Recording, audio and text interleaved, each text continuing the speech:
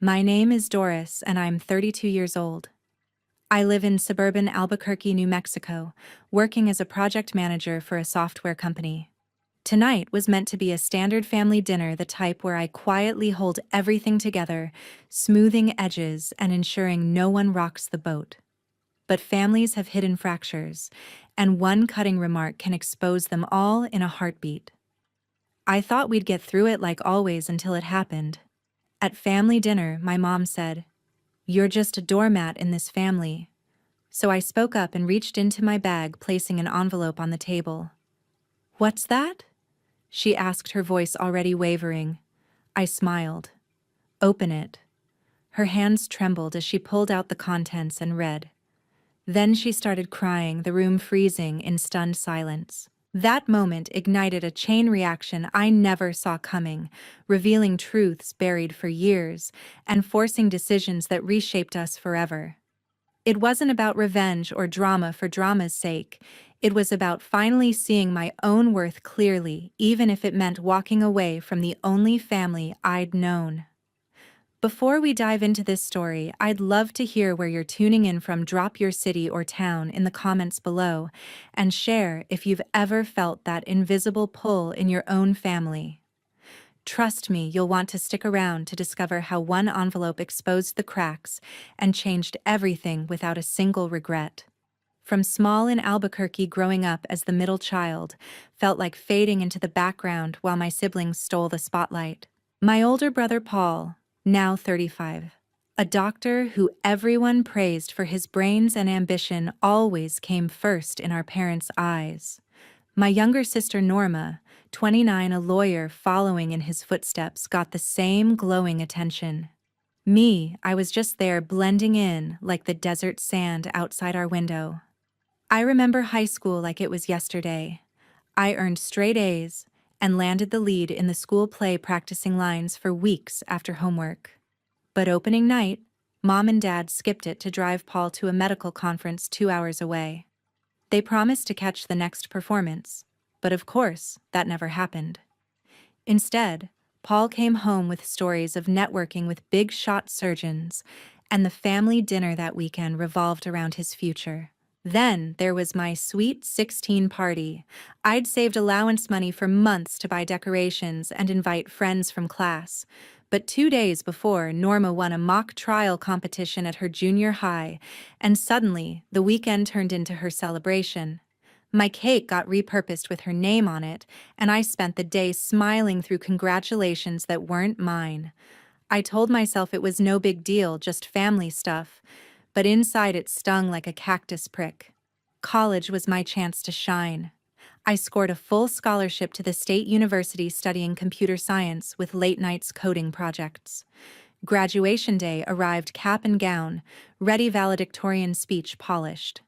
But Paul had his residency interview that same weekend, 3 states over, and the parents chose to support him. They sent a card saying they'd make it up to me someday. That someday faded away just like my efforts always did. Norma's turn came when she got into law school. My 21st birthday bash planned with friends at a local spot got canceled, so we could throw her an acceptance party instead. I handled the invitations and set up, watching everyone toast her success, while my milestone slipped by unnoticed. It became the pattern: my achievements quiet, theirs loud and celebrated. Even small things piled up. When Paul needed help studying for his boards, I quizzed him for hours, sacrificing my own study time. For Norma, I proofread her essays and mock briefs, often staying up late after work. They'd thank me briefly, but the credit went to their hard work. I kept telling myself that's what sisters do, putting family first, even when it meant putting myself last. Looking back, those years built a quiet resentment I didn't fully recognize then. The overlooked moments weren't just oversights. They were signals I ignored, thinking love meant endless giving without expecting anything back. But as adulthood crept in, the weight started to show cracks I couldn't patch anymore. Into adulthood, I pushed forward on my own path. I graduated and landed my first job in software, working up to project manager with steady promotions based on delivering complex projects on time. 5 years back, I scraped together enough for a down payment on a modest house in the suburbs. Nothing fancy, but all mine after months of overtime shifts and careful budgeting. The family events kept coming, and somehow they always landed on me to handle. Thanksgiving meant coordinating menus for 20 relatives, calling caterers for New Mexican specialties, like green chili stew, setting up tables in the backyard. I'd spend days shopping for ingredients, prepping dishes, and sending text reminders so no one forgot. When Christmas rolled around, I organized the gift exchange, wrapped presents for the kids, and decorated the tree at Mom and Dad's place while they focused on Paul's latest medical breakthrough, or Norma's court win. Last spring, Uncle needed help moving after his divorce. I took a day off to rent a truck, pack boxes, and haul furniture across town. No one else showed up, but I got it done. Then came the time Paul asked for a loan to cover his new office setup, $3,000 that he promised to repay soon. I wired it over without hesitation, dipping into my savings again. Norma called often for favors too. She'd need me to review her legal documents or run errands during her busy trials. One weekend she had a deposition prep, so I drove her files to the office and waited hours to pick her up.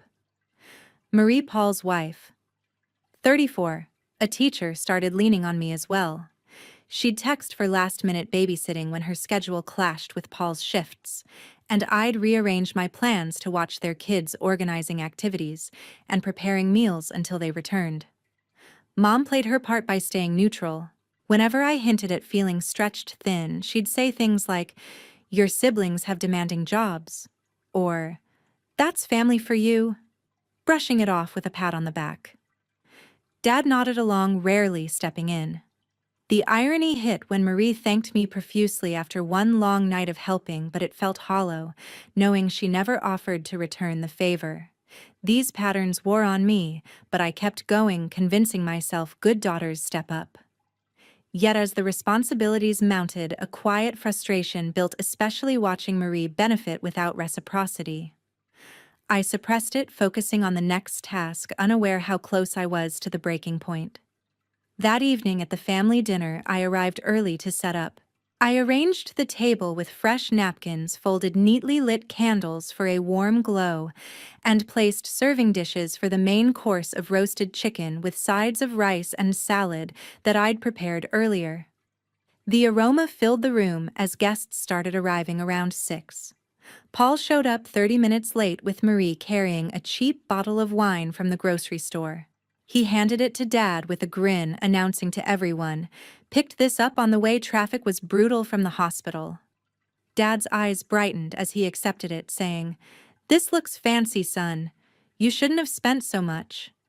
Paul basked in the compliments from relatives nearby, replying, "Only the best for family nights." Norma arrived shortly after, holding a store-bought pie she'd grabbed last minute. She presented it to Mom like a prize, saying, "I know you had dessert handled, but I thought something extra would be nice." Mom beamed, hugging her and exclaiming, "Always so thoughtful, even with your packed schedule closing cases." I watched from the kitchen where I'd baked a homemade apple tart with cinnamon topping the night before, now overshadowed by her quick purchase. As the evening progressed, I moved between groups, refilling glasses with iced tea or wine, clearing used plates discreetly, and ensuring conversations flowed without awkward pauses. When Dad's friend complimented the setup, Dad took the credit, stating, "We love hosting these gatherings, keeps the family close." He didn't mention my hours of planning or the costs I'd covered from my paycheck. The tension built when the main meal delivery arrived late due to a mix-up at the restaurant. I quickly called alternatives and ordered replacement platters, adding $200 to my card to avoid disappointing anyone. While handling the phone calls in the side room, I glimpsed Paul posing for photos with Norma and Marie, all laughing without noticing my absence. Back at the table, talk turned to updates. Dad boasted about Paul's recent surgery success with a high-profile patient, detailing the procedure's complexity. He praised Norma's promotion at her firm, calling her our sharp, legal mind. When asked about me, he dismissed it casually. "Doris keeps things organized around here. She's great at the behind-the-scenes stuff." Roger's comments sparked it all. Dad's business associate, tipsy from several drinks, slapped Dad on the back and said, "This dinner runs like clockwork. Someone's got a talent for pulling it off." Dad glanced around the room, then chuckled. "Well, Doris has always been the doormat in this family. She absorbs all the chaos so the rest of us can enjoy." The word landed like a punch. Doormat in front of everyone, reducing my role to something stepped on. Laughter rippled awkwardly, some guests shifting uncomfortably, others forcing smiles. Paul laughed nervously, saying, "Come on, Dad, that's a bit rough." But Dad waved it off, adding, "She's tough. She handles it all without complaint. Natural caretaker, right?" Mom stayed silent, eyes down, while Norma fidgeted with her napkin. No one defended me. In that instant, I reached for my bag under the chair, pulling out the envelope I'd prepared after too many ignored hints. I placed it on the table in front of Mom, declaring calmly, "Since I'm just a doormat, here's proof of what I've soaked up." Mom's voice cracked as she asked, "What's this?" I replied, "Open it and see." Her hands shook as she tore the seal, scanning the printed receipts, emails of unpaid loans, logs of hours spent on their needs. Tears welled up, spilling over as the reality hit her face, paling in the candlelight. The room went quiet, eyes on us, as I stood and said, "From now on, find someone else to walk on." Right after those words, the air thickened with tension. Paul broke the silence first, his tone defensive as he said, "Doris, you're overreacting. This is just Dad being Dad." Norma chimed in, quickly adding, "Yeah, it's a joke. Calm down before you ruin the evening for everyone." Dad crossed his arms, muttering, "No need for theatrics, we're all family here."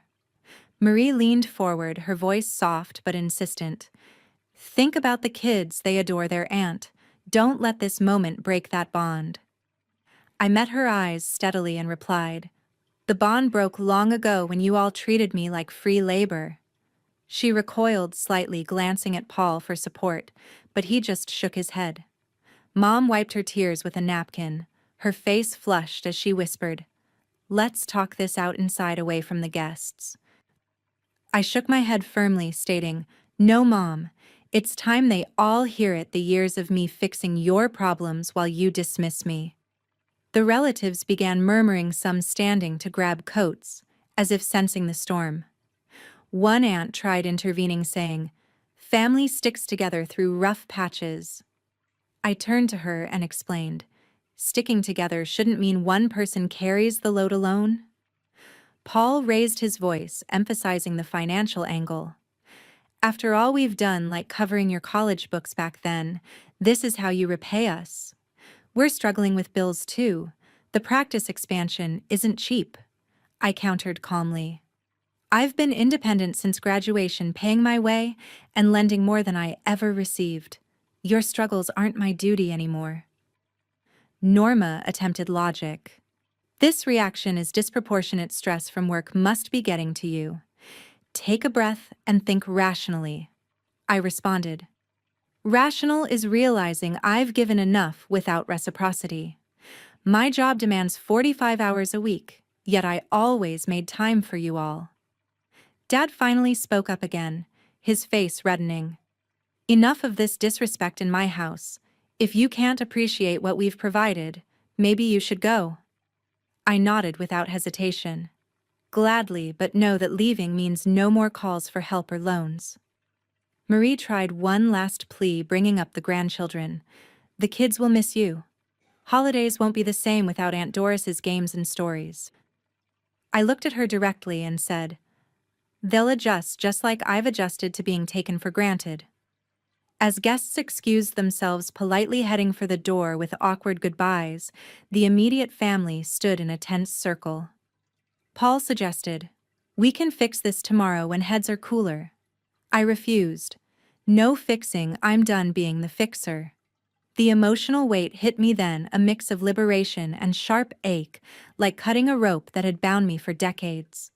"Luke jo toi tu hoi no I jo, o vitri qua toi ho, ko kam thai giai fong, nhu vai hong, toi to mo, vikau chu yen, kua ban."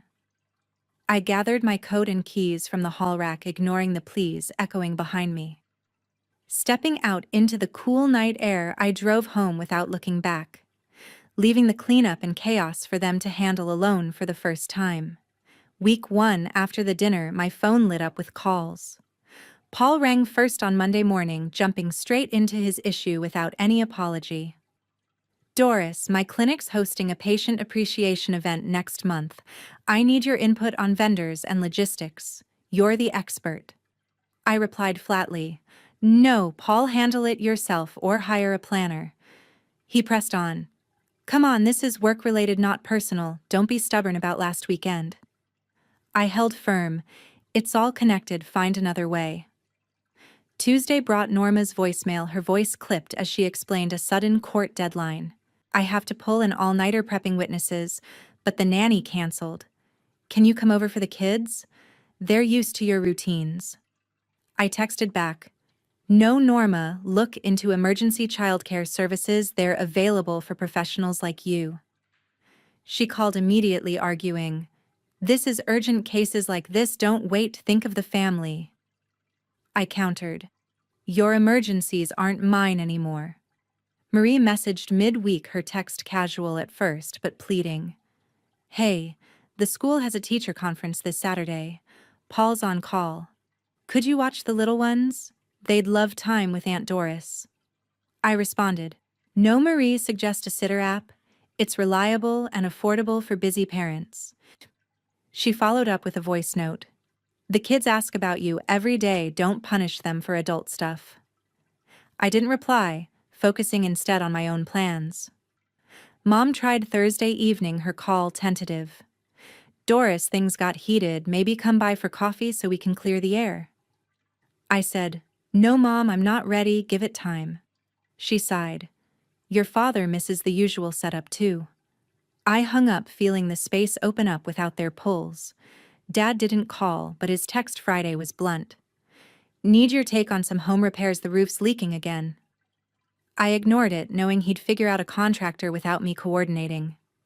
With the refusals done, the weekend stretched free for the first time in years. Saturday morning, I slept in until 8, brewed coffee slowly and sipped it on the patio while scrolling news instead of rushing to someone's aid. I headed to the farmer's market alone, picking fresh produce like tomatoes and herbs for my own meals, not a group feast. Afternoon brought a yoga class I'd signed up for months ago, but always skipped for family duties. The instructor's guidance on breathing through tension felt timely, and I left relaxed muscles loose from poses I hadn't tried before. Evening, I met colleagues for happy hour at a local bar, chatting about work projects over craft beers and appetizers. One friend joked about my sudden availability, finally ditching the family chauffeur role. I laughed lightly. Something like that turns out weekends exist for me too. Sunday, I tackled home chores at my pace, organizing closets and reading a novel uninterrupted. The absence of obligations felt strange at first, like missing a constant hum, but soon it turned liberating space to breathe, without expectation. Humor crept in during quiet moments, like when I imagined Paul fumbling vendor calls or Norma searching sitter reviews, small chuckles at the shift. Reconnecting with old acquaintances from university via social media added light conversations about shared interests in tech trends. Overall, the week marked a new rhythm, one where my time belonged to me, free from the habitual demands that had defined so long. 3 months later, the fallout began showing in clear ways. Paul and Marie's marriage hit rough waters fast. Without my loans to buffer their expenses, arguments over bills escalated. Paul snapped about overdue credit card payments during a late-night call I overheard from a mutual friend who mentioned it casually. Marie filed for separation soon after, citing constant stress from unbalanced finances and childcare costs that piled up without free help from relatives like me who used to step in. The divorce proceedings started in the local court system, with them splitting custody arrangements for the kids and dividing assets amid bitter negotiations over who got the house and cars. Norma's career took a hit when her firm's annual partner review came around. She'd counted on me to arrange a key networking luncheon for potential clients, but without that support, the event fell flat. Mismatched catering choices and poor attendance numbers led to lost business opportunities that could have boosted her profile. Her boss cited the mishandled gathering as a primary reason for delaying her promotion decision, leaving her stuck in associate status with a smaller year-end bonus that barely covered her rising rent. Shirley's health scare came unexpectedly one afternoon while she was sorting mail at home. She felt sharp chest pains suddenly and called an ambulance herself from the kitchen phone, arriving at the emergency room entrance alone without anyone to hold her hand. The doctors diagnosed a minor heart episode after running tests requiring overnight monitoring in the hospital ward and follow-up prescriptions for blood pressure meds. Without me to drive her to appointments or manage the schedule, she navigated the insurance claims process solo through phone calls and online portals, dealing with unexpected copays and complicated paperwork that frustrated her for weeks on end. Dad withdrew more noticeably, skipping his weekly golf outings with old colleagues from the engineering firm. Friends stopped inviting him to backyard barbecues after hearing whispers about the family rift through the grapevine, and he spent evenings alone in the living room recliner, flipping through TV channels without much conversation or company. The house felt increasingly empty, with minor repairs like the leaky faucet in the bathroom going unfixed until he reluctantly hired a plumber at full hourly rate from a local service ad. Intensity built as stories trickled back through distant relatives at a cousin's wedding I skipped.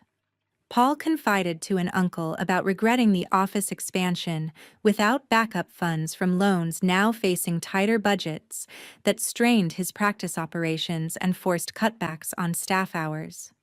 Marie posted vaguely on social media about new beginnings ahead, but common friends knew it stemmed from the sudden lack of a support network for daily logistics like school pickups.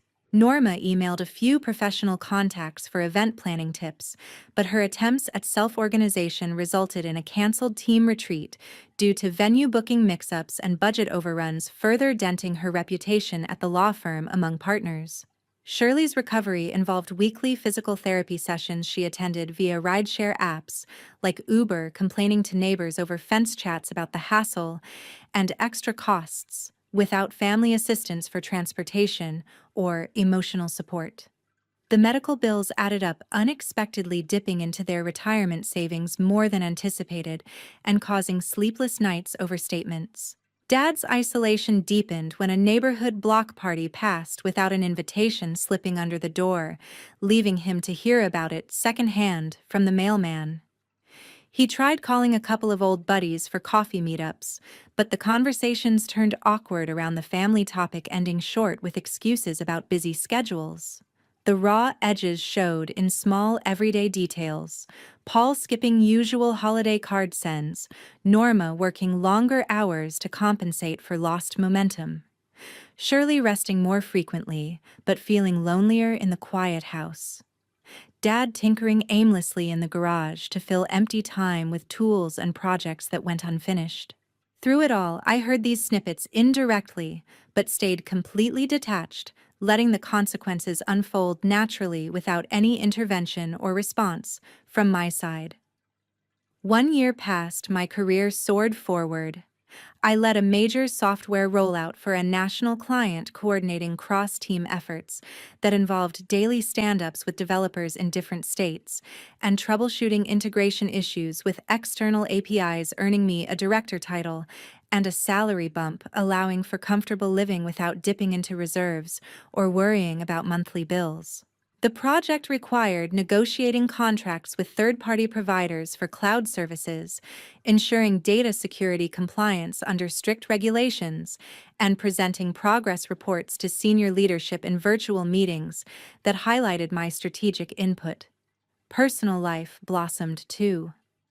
I met Alex, a graphic designer from a networking event at a local co-working space, and we started dating steadily, sharing hikes in the nearby Sandia Mountains, where we'd pack lunches and discuss creative ideas, and quiet dinners at home, where he listened to my work challenges without expecting favors in return or dominating the conversation.